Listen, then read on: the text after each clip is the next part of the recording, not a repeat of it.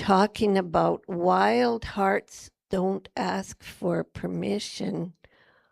Welcome our Reverend Vera McNally.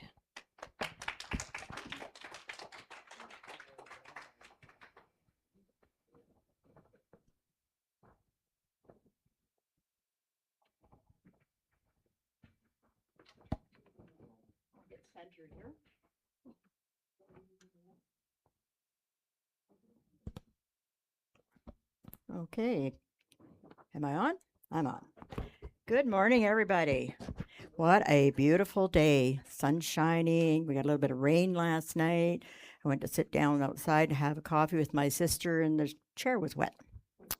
So I had to go inside and get a towel. But that was okay. That was perfectly fine. And what a wonderful video. Thank you, Edith, for sharing that and sent that to me, the Fearless. I mean, it's just so beautiful if we could live our life that way, fearlessly, and take our dreams on that path and walk down that road straight ahead with open heart, open eyes, and do it fearlessly. And we're going to talk about that in a bit. So if you'd like, we're going to do an opening mind treatment. So if you'd like to just sit back, relax, and close your eyes if you so choose. Take a deep breath and let it go, and let us know that there is one presence, one divine life, expressing itself in and through all of creation. This presence is alive in me now, and it is fearless spirit of love, wisdom, and freedom. I know that the wild heart in me is a sacred expression of spirit itself, bold, creative, and free. It does not wait for permission from the world because it already has permission from the infinite present God. I trust the quiet voice of spirit within me. Every step I take is guided. Every choice I make is supported by divine intelligence. I allow my life to become a beautiful expression of my highest truth. With gratitude, I celebrate the freedom that is already mine. I accept these words for myself, and I accept them for each and every one here. And I release these words into the creative law, knowing that they're already fulfilled. And together we say, and so it is. Wonderful. So let us know that I'm going to start with a little bit of a story. We're going to have a little storytelling today. So I'd like you just to sit back, and I want to let you know that this story is about each and every one of us here. Nobody's going to get away with it. So if you think you are, you're not. So imagine a young woman standing at the edge of the forest before sunrise. Behind her in the village, she has always known neat fences, familiar voices, and predictable paths and people who love her, but also expect her to stay small. Don't change. In front of her is a gate, half open, leading into the wild country. Beyond it, the trees are thick, the trail is narrow, and the morning mist makes everything look uncertain.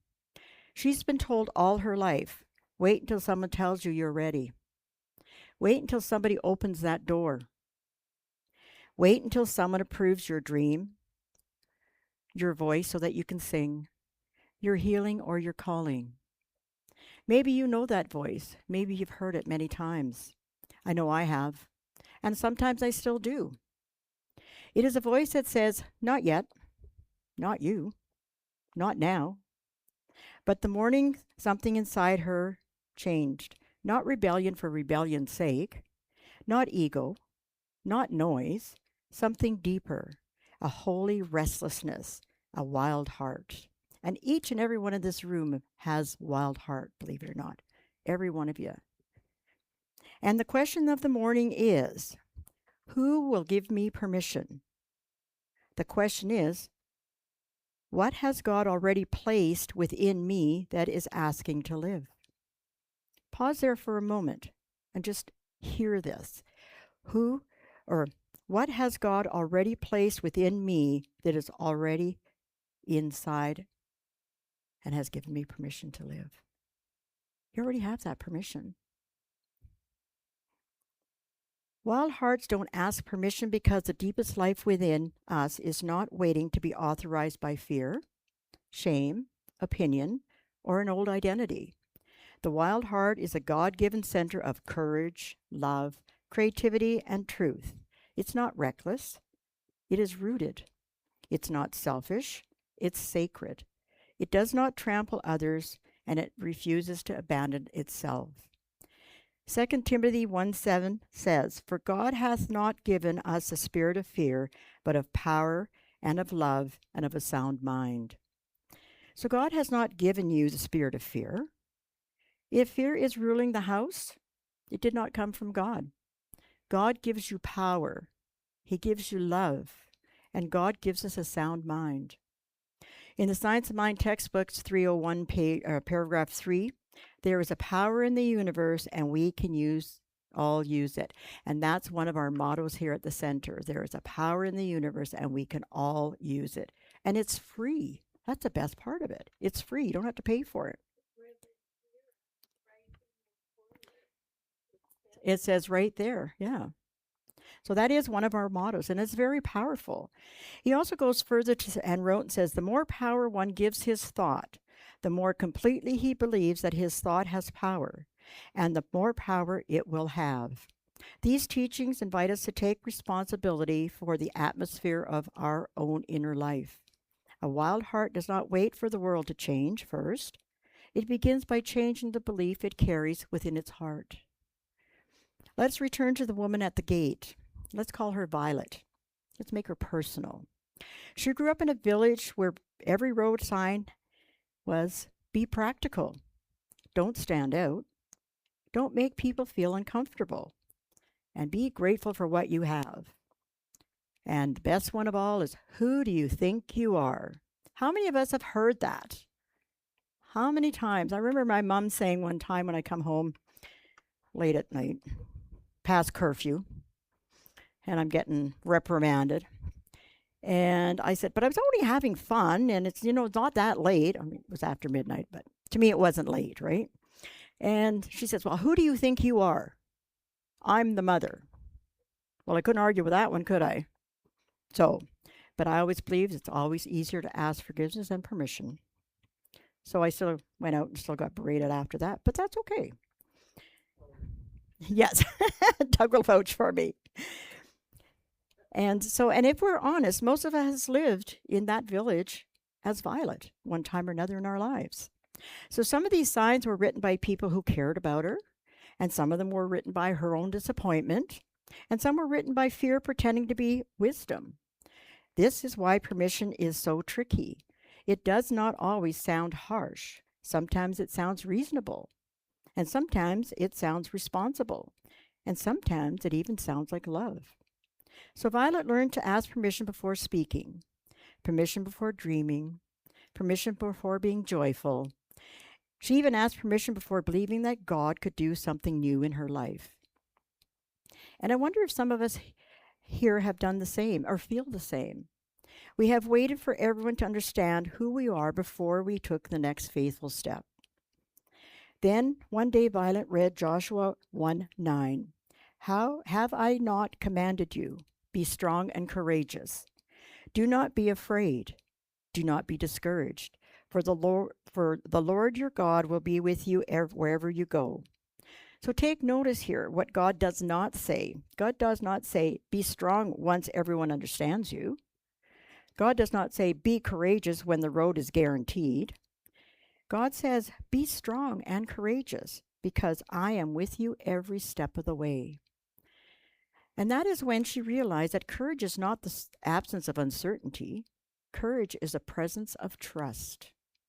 Before Violet stepped through that gate, she had to cross a more difficult threshold, the one inside her own mind.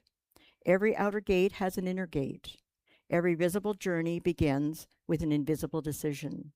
That is why so much spiritual work is not about forcing the outside world. It is about becoming available to the truth within, that truth that sits right here, right the center of your chest and your heart. Science of Mind teaches that the thought is creative.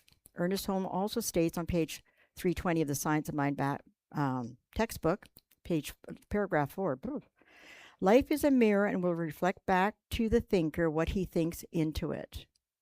This does not mean we blame ourselves for every circumstance. It means we honor the sacred power of consciousness. We stop rehearsing defeat as if it is our destiny. We stop calling fear realistic when it is only familiar. Violet had repeated, "I'm not ready," for so many years that her life began to organize around that belief. But one morning, she changed the sentence. She put her hand on the gate and slowly, "God has not given me a spirit of fear. God has given me power, love, and a sound mind." Then she said something even simpler. "I am allowed to live." That may be the first prayer of the wild heart. I am allowed to live. Not half live, not perform, not shrink, not apologize for that divine spark within, but to live fully. Take your life and live it fully. Violet stepped into the woods. At first, she expected punishment. She expected thunder. She expected the sky to say, "Who do you think you are?" But the forest did not condemn her. It received her with open arms. And sometimes when we finally take that final step we were afraid to take, we discovered that life is not angry with us for being free. Because that's our birthright. That's our birthright, is to be free with a wild heart. Many of us mistake wilderness for punishment, but in the Bible, the wilderness is often the place of transformation. Moses meets God in the wilderness. Israel learns dependence in the wilderness. Elijah hears the still small voice after the storm. Jesus is led by the Spirit into the wilderness before his public ministry. You see, the wilderness is not always exile. It is initiation.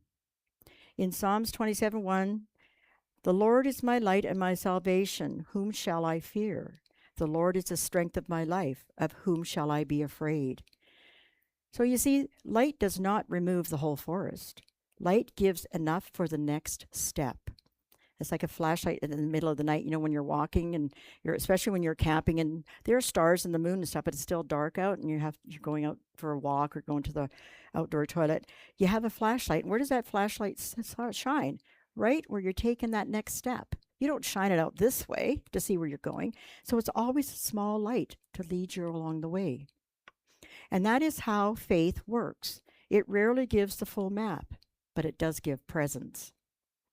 Ernest Holmes states, "Let us waste not further time looking for the secret of success or the key to happiness. Already the door is open, and whosoever will may enter." So you see, Violet did not need to break down the gate. It was already open. The only thing locked was her belief that she needed outside approval to pass through. So now I'm going to ask you, and you can silently answer to yourself, where am I still waiting for permission? Right here, right today, where are you waiting for permission to live fully? And what about your dream or your truth? Or what about healing? Or what about a sound mind? Sometimes I have to ask more for one of those. You're also free to follow the life that is within you. So what are you waiting for? Whose permission are you waiting for? Is it a parent? Is it yourself mostly? Is it a friend? Do you need approval? No, you don't. You don't need approval. So today, know that you don't need permission to be who you truly are. God has given you the power, He's given you love, and He's given you a sound mind. You are free to follow that life that is within you. Now, as Violet walked deeper into the woods, she heard voices. Not literal voices, but the old inner scripts. Turn back. You are being selfish. You will fail. You will disappoint people. You are too late, or you're too old, or you're too much. Your presence is too big, so shrink it down. We all have heard these voices, and in the past, and some of us are still hearing them today. Fear rarely introduces itself honestly. It often sounds like responsibility. It can sound like caution. It can even sound like faith when faith has been mixed with shame. So we need to get real clear here and ask, does this voice make me smaller, harder, colder, and more afraid? Or does it call me into greater love, courage, honesty, and wholeness? Jesus said to John in John 10:10, I have come that you may have life and that they may have it more abundantly. A voice that consistently diminishes life is not the voice of God. So if you've got fear inside of your heart and you're afraid to step forward, that's not God's voice. That's not God's voice at all. That's ego. Ego's talking to us.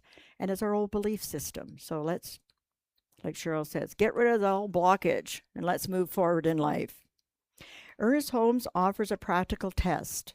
Does this thing I wish to express more life, more happiness, more peace to myself, and at the same time harm no one?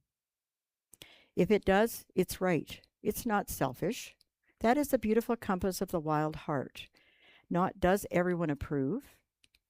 Not is it easy? Not will I avoid criticism? But does it express more life, more happiness, more patience, and harms no one?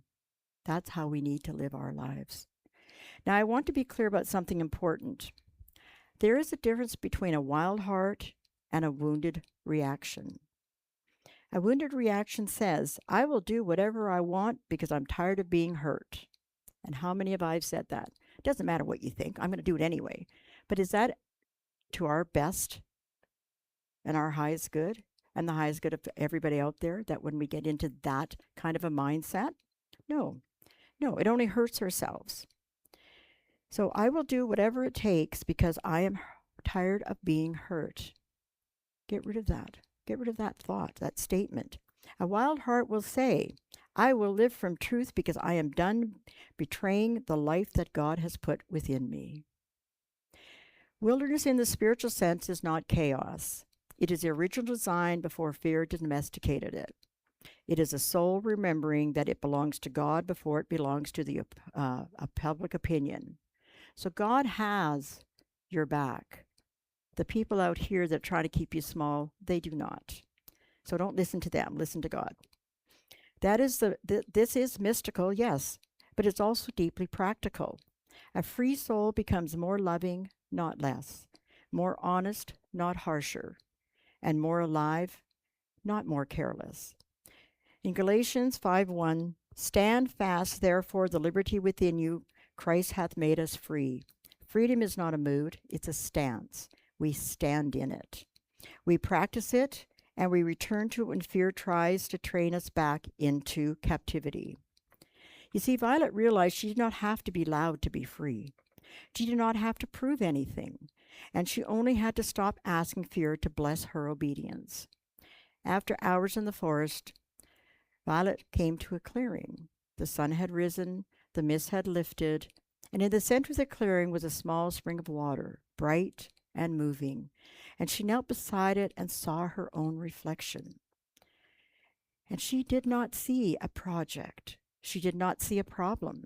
She did not see someone waiting to be chosen. She saw herself as already alive, already called to be her true self. Maybe that is one of the most healing things we can ever realize, that we are not alone inside our own becoming. Here is a surprising part of the story, though. Violet did not stay in the woods forever. Freedom did not require her to abandon the village. It required her to return without shrinking. It required her to return to be who she really was. So when she came back, some of the people were confused. Some were very uncomfortable. And some were inspired because she had changed, and they wanted to know what happened. What happened out there in the wilderness? It's like when we go camping, or I go camping anyway. I know when Reverend Doug goes hiking, and I know the other ones that go out in the forest and stuff, we come back as a different person. We come back healed, and we feel the love and the connection that's out there. So when she came back, yeah, she had changed. There's no doubt about it. And freedom did not require her to abandon the village, didn't require her to abandon herself. So she no longer needed everybody to approve of who she really was. And she could be faithful to the life within her. And she could love people without handing them the keys to her soul. Listen to that one. You can be who you are without giving the keys away to your soul. If they want your car, give them the keys to your car, but make sure they fill it up with gas, okay? So that is being mature. Wild hearts are not against community. They are against captivity. They are not against guidance. They are against a fear disguised as authority. They are not against humanity. They are against self-elimination. Years later, the children in the village would go up to Violet and ask her, "Were you afraid when you went through the gate?" And she would smile and say, "Of course I was afraid." Courage does not mean your hands never shake. Courage means you stop letting shaking hands decide your life. Then she would take them to the edge of the woods, and they'd be all excited because they get to see this gate and learn about all her transformations and how she became who she was. And the children would touch that latch on the gate, and they would laugh because it was never locked. You see, the gate has never locked. The truth of who you are is never locked. You just have to step away from that belief system, and you can walk through that door anytime you want. So today, if your wild heart is with longing, do not fear it. Listen to it, test it by love, root it in spirit, and let it become courage. Let it become action. Let it become service. Let it become freedom. Wild hearts do not ask permission because love has already called them by name. This is the greatest revelation. The gate is often open long before we're willing to walk through it. God has already spoken courage. Spirit has already placed life within us. Truth has already made us free, and we are not waiting for permission. We are learning to believe that the permission has already been given and granted by God, the divine presence. So in closing, I'd like to leave this with you and let you know that in your hearts, God has not given us a spirit of fear, but a power, love, and courage, and a sound mind. We are guided by the divine wisdom. We express more life, more space, and more courage and more love. We do not wait for fear to approve our calling because our wild heart does not need permission. We walk with God, and the gate is already open, and so it is. Aho.